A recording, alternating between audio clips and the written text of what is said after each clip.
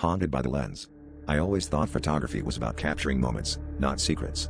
But the night I found a rusted antique camera at the flea market, something changed.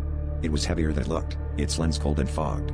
The vendor grinned too widely when he handed it over, warning me not to point it at mirrors.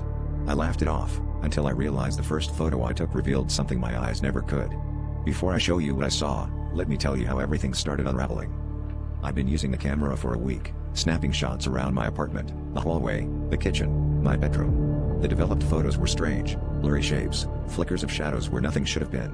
One night, out of boredom, I set the camera on a timer and aimed it at my bedroom window, just to see if it could pick up the city lights outside. When I developed that photo, my blood ran cold. There were dozens of faces, pale and expressionless, pressed against the glass from the outside, staring in. None of them were familiar, and none of them should have been there. I live on the 13th floor.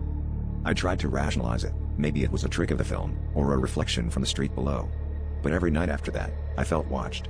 Whenever I looked toward the window, the air seemed to ripple, and I'd catch the faintest outlines, impressions, not quite visible, but enough to make me shiver.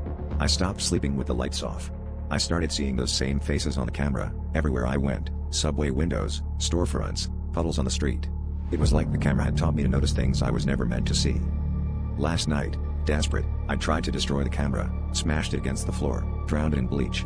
But this morning, it was back on my bedside table, clean and untouched, a fresh roll of film loaded. Taped to the back was a single photo, me, asleep, with a crowd of those faces looming over my bed.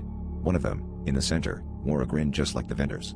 Now, I can't close my eyes without feeling their gaze. And with every blink, I wonder, am I still the one taking the pictures, or am I just another face in someone else's frame?